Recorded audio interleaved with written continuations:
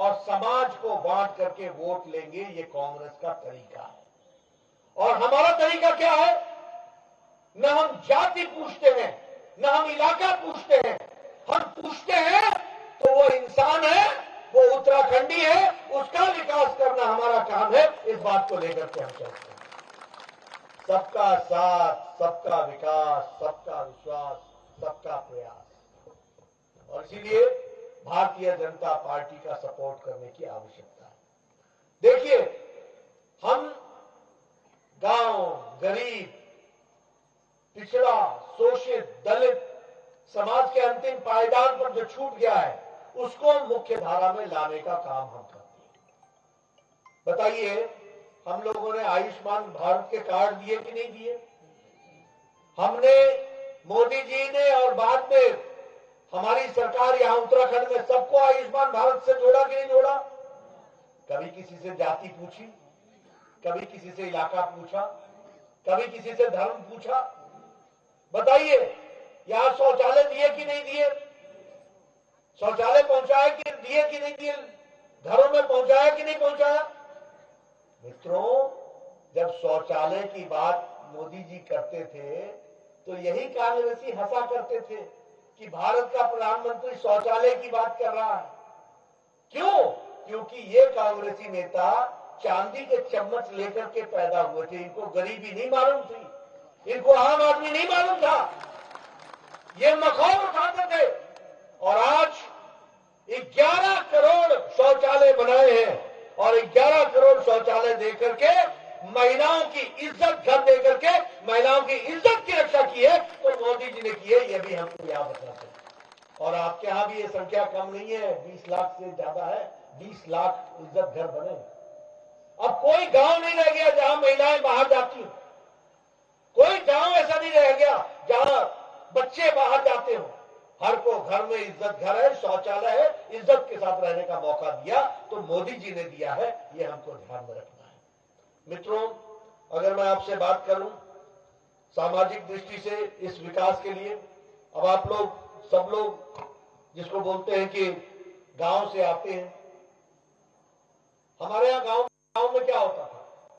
पहले बहनें सुबह उठ करके लकड़ी काटने जाती थी कि नहीं जाती थी? सुबह सुबह उठ करके फिर लकड़ी ला करके चूल्हा जला करके फिर पतिदेव को चाय देती थी और भोजन तैयार करती थी। आजकल क्या है? उज्ज्वला के कारण गैस का कनेक्शन, हाथ में लाइटर, तक से दबाया, चूल्हा जलाया, 5 मिनट में पतिदेव को चाय पिलाया, तैयार किया, उसको भेजा ताकि वो जाके कमा कर लाए। यह आज परिवर्तन आया है। इसकी संख्या कितनी है? 10 करोड़। और आपके यहां भी 36 लाख के आसपास लोग हैं जिनको गैस का कनेक्शन दिया गया, उनको गैस पहुंचाई गई।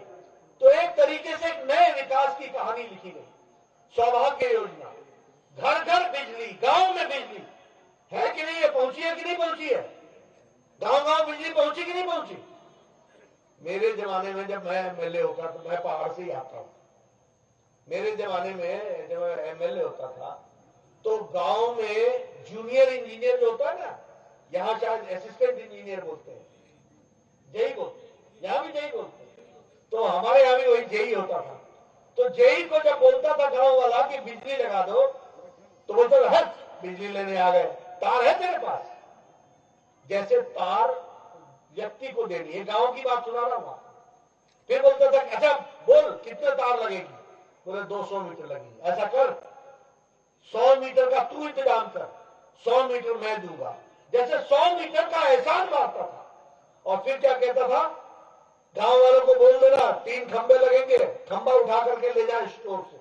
यानी सारा गांव आए, खंबा उठाए, खंबा उठा करके ले जाए, तब जाके किसी गरीब के यहां बिजली पहुंचती थी। आज क्या है? मोदी जी के द्वारा सौभाग्य योजना। आज फॉर्म भरो, 10 दिन के अंदर बिजली, खंबा सब समेत मीटर के साथ आपकी बिजली लगेगी। यह परिवर्तन आया। बोलो मैं गांव की बात सही बोल रहा हूं कि नहीं बोल रहा हूं? बोलो मैंने ठीक बोल रहा हूं कि नहीं बोल रहा हूं? सच बोल रहा हूं कि नहीं बोल रहा हूं? यह है गांव की बदलती तस्वीर, जिसको हमको ध्यान में रखना चाहिए। आयुष्मान भारत का कार्ड बन गया, आप जहां जाओ जाके अपना इलाज करा लो। 5 लाख रुपए हर साल। इस साल का 5 लाख छोड़ के फिर अगले साल नया 5 लाख रुपए। 2021-22 में अलग, 2022-23 में अलग 5 लाख आपको किसके लिए? गंभीर बीमारी के लिए। पहले अगर गांव में किसी को कैंसर हो जाए तो जमीन बिक जाती थी, गांव में घर बिक जाता था। ठीक बोलता हूं कि नहीं बोलता हूं? आज चाहे हार्ट का ऑपरेशन कराना हो, चाहे किडनी का ऑपरेशन कराना हो, चाहे कैंसर का इलाज कराना हो, 5 लाख रुपए सालाना हर परिवार के लिए। और यहां पर पुष्कर सिंह धामी ने हर व्यक्ति के लिए ये 5 लाख रुपए की व्यवस्था की है, परिवार के लिए व्यवस्था की है। ये आप समझिए। बोलो ये अंतर आया कि नहीं आया? आपके सामने भारतीय जनता पार्टी का राष्ट्रीय अध्यक्ष रिपोर्ट कार्ड रख रहा है कि नहीं रख रहा है? ये हमको समझना चाहिए, इसको हमको ध्यान में रख करके अपने विकास की कहानी को आगे बढ़ाना चाहिए और उसी चीज को समझ करके अपने आप को चलने की जरूरत है। ये मैं आपसे निवेदन कर रहा है। मित्रों, जहां तक इस क्षेत्र का सवाल है, ये तो मोदी जी का क्षेत्र है। ये तो प्रधानमंत्री जी जितना प्यार इस इलाके को करते हैं और जितना अपने आप को यहां से जोड़ के देखते हैं, उतना कोई पवित्र स्थान नहीं है जो वो स्थान को अपना मानते हैं। और इस स्थान के विकास के लिए, केदारनाथ के विकास के लिए पहले 260 करोड़ रुपए फर्स्ट फेज में, दूसरे फेज में 220 करोड़ रुपए, यानी विकास के लिए एक नया आयाम लिखा जा रहा है जिसको आगे बढ़ाने की कोशिश की जा रही है। उसी तरीके से हमारे यहाँ जो इंफ्रास्ट्रक्चर के प्रोजेक्ट्स हैं, लगभग 130 करोड़ के प्रोजेक्ट्स हैं जो बन रहे हैं, जिस पर काम चल रहा है। ये कांग्रेस को कभी समझ में नहीं आएगा। ये जो त्रासदी हुई थी, आप बताइए, उसमें भी लोगों ने, कांग्रेस के लोगों ने मलाई खाई थी कि नहीं खाई थी? और सब कुछ छोड़ दिया था, उजड़ गया था। इसको ठीक ढंग से फिर से स्थापित करने का काम मोदी जी ने किया कि नहीं किया? एक विकास की एक नई कहानी लिखी गई है। और इसलिए मैं आप लोगों से कहना चाहता हूं, अब ये 4 धाम का रोड बन करके तैयार हो रहा है। मित्रों, ये सड़क नहीं है, ये हाईवे नहीं है, ये विकास की गंगा है, ये विकास का प्रारूप है जिससे विकास आगे आने वाला है। इसको हमको याद रखना चाहिए। 900 किलोमीटर की सड़क, 12,000 करोड़ रुपए खर्च हो रहे, 4 धाम को जोड़ेगा, केदारनाथ जुड़ेगा, यमुनोत्री गंगोत्री जुड़ेगी, 12,000 करोड़ रुपए खर्च हो रहे। यह विकास की एक नई कहानी है जिसको हम आगे बढ़ा रहे हैं और उससे टूरिज्म भी बढ़ेगा, यहाँ की आर्थिक स्थिति भी बढ़ेगी, एम्प्लॉयमेंट भी बढ़ेगा। अभी ऋषिकेश कर्णप्रयाग रेलवे लाइन, इसका भी काम शुरू हो गया। अब ये आपको सीधे लाभ पहुंचाने वाला है कि नहीं है? आप बताइए, सीधे लाभ पहुंचाने वाला है कि नहीं है? एक दृष्टि से विकास की एक नई कहानी लिख रहा है। आज हॉस्पिटल की बात हो रही है। आप पहले दिल्ली जाते थे इलाज करने के लिए, आज ऋषिकेश में all India institute of medical sciences बनाया कि नहीं बनाया? उधम सिंह नगर में एक नया सैटेलाइट सेंटर बन रहा है कि नहीं बन रहा है? और सड़कों का जाल बिछ रहा है, विकास के लिए नई कहानी लिखी जा रही है। यहां भी आपके यहाँ हॉस्पिटल के निर्माण और बाकी सब चीजों पर खर्च हो रहा है। ये विकास की कहानी है और इस विकास की कहानी में आपको अपने आप को जोड़ना है और आपको जोड़ करके देखने की जरूरत है। ऐसा मैं आपसे निवेदन करने आया हूं। मित्रों, मुझे बताया गया प्रधानमंत्री किसान सम्मान निधि में यहाँ पर लगभग 1400 करोड़ रुपए खर्च हुए हैं और 9 लाख किसानों को यह प्रधानमंत्री किसान सम्मान निधि पहुंचाई गई। उसी तरीके से सैन्य धाम, अब मैं सैन्य धाम की अगर मैं बात करूं तो कभी फौजियों के लिए सोचा था किसी ने? ये प्रधानमंत्री मोदी जी को और पुष्कर सिंह धामी जी को का इंतजार करना पड़ा कि सैन्य धाम बनेगा उत्तराखंड में, जहां से हर घर से एक न एक देश का प्रहरी खड़ा होता हो, वहां सैन्य धाम न हो। और आज सैन्य धाम बन करके तैयार हो रहा है। इसको भी हमको याद रखना चाहिए। यहाँ फौजी भाई होंगे, 1 रैंक 1 पेंशन, कब ये डिमांड उठी थी? ये डिमांड उठी थी जब आप लोगों में से बहुत से लोग फौज की नौकरी में गए भी नहीं होंगे। 1971 में ये डिमांड उठी थी और 1971 से लेकर 2014 तक किसी ने सुध नहीं ली। ये मोदी जी थे जिन्होंने 1 रैंक 1 पेंशन देकर के 48,000 करोड़ रुपए फौजियों के घर में पहुंचाया और उत्तराखंड में भी 1,16,000 फौजियों को ओआरओपी से 1 रैंक 1 पेंशन से जोड़ करके आगे देखा। इस बात को हमको याद रखना। मित्रों, अभी कांग्रेस के नेता राहुल गांधी कह रहे थे कि हेलीकॉप्टर खरीदने से, जहाज खरीदने से, टैंक खरीदने से, राइफल खरीदने से देश मजबूत नहीं होता। एक पूर्व रक्षा कांग्रेसी मंत्री ए के एंटनी कह रहे थे कि हम इसको कबूल करना होगा।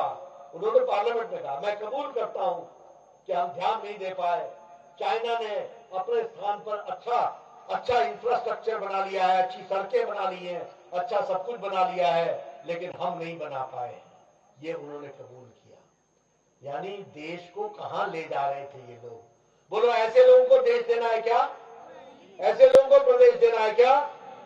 कहां ले जा रहे थे देश? आज बोलो, मोदी जी ने राफेल का बेड़ा ला करके खड़ा कर दिया कि नहीं कर दिया? लड़ाकू जहाज खड़ा हुआ कि नहीं हुआ? चीनोक के बेड़े पहुंचे कि नहीं पहुंचे? एयर स्ट्राइक की तैयारी की कि नहीं की? हर तरीके से लैस किया कि नहीं किया? 1 करोड़ से ज्यादा असॉल्ट राइफल खरीदे गए। बुलेट प्रूफ जैकेट, या बुलेट प्रूफ जैकेट नहीं थे। आज भारत बुलेट प्रूफ जैकेट से तो है ही है, अब भारत दूसरे देशों को भी बुलेट प्रूफ जैकेट दे रहा है। ये ताकत पैदा। आप लोग फौज को जानते हो, पहले क्या होता था? एक फौज का कॉन्वॉय जाता था और कॉन्वॉय में आगे एक लाल झंडा होता था, पीछे एक हरा झंडा होता था। सारी ट्रैफिक रोक दी जाती थी, तब वो एक ब्रिज क्रॉस करते थे। ऐसा ही था पहाड़ों में कि नहीं? ऐसा ही था ना।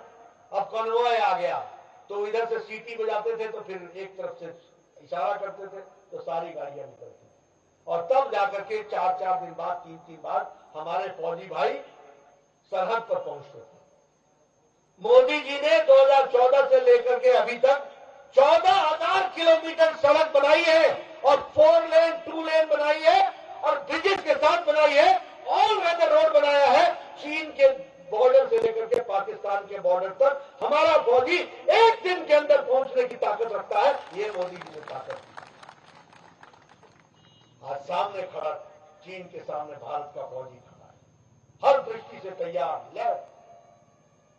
ये अंतर, ये परिवर्तन कहां पहले 3-3 दिन, 4-4 दिन में फौज पहुंचती थी, आज डबल ऐसे ब्रिजेस बने हैं जिसमें दोनों तरफ कन्वॉय चल सकता है बिना रुकावट के, और पूरी पक्की सड़क, ऑल वेदर रोड। इस तरीके की स्थिति आई है। इसलिए मित्रों, एक विकास की एक नई कहानी लिखी जा रही है। इस बार का बजट आया, बजट में 60 लाख नौकरियां 1 साल में दी जाएगी।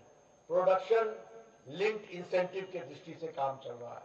उसी तरीके से 1 साल के अंदर 25,000 किलोमीटर की सड़क बन रही है और 20,000 करोड़ रुपए खर्च हो रहा है। कभी सोचा था कि मोदी जी की सरकार नहीं थी तो कभी सोचा कि 25,000 किलोमीटर 1 साल में सड़क बनेगी और 4 लेन बनेगी, 6 लेन बनेगी? आज एक तरीके से तस्वीर बदलती हुई हमको दिख रही है, उसको भी हमको याद रखना चाहिए। हर घर नल, आपको जानकर के खुशी होगी कि आपके यहां भी हर घर नल, हर घर जल, इसका कार्यक्रम चल रहा है। और आने वाले समय में कोई घर ऐसा नहीं होगा और कोई बहन ऐसी नहीं होगी जिसको घैला उठाना पड़ेगा। घर में नल है और नल को खोलिएगा, मोदी जी के द्वारा आपको पानी घर तक पहुंचाया जाएगा। हर घर जल, इसका व्यवस्था की। और इसके लिए 1 साल के अंदर 60,000 करोड़ रुपए की व्यवस्था की गई है। उसी तरीके से प्रधानमंत्री आवास योजना, कोई व्यक्ति गरीब अब बिना पक्के छत के नहीं रहेगा। रसोई होगी, शौचालय होगा, गैस का कनेक्शन होगा, बेडरूम होगा, ड्राइंग रूम होगा और आगे साथ में टेरेस होगा। ऐसा पक्का मकान मोदी जी बना रहे हैं और इस साल 80 लाख घर बनेंगे और 48,000 करोड़ रुपए खर्च होगा 1 साल के अंदर। ये भी हमको याद रखना है। और सबसे बड़ी बात है कि इस घर का मालिक नहीं होगा, मालकिन होगी इसका मालिक। महिला सशक्तिकरण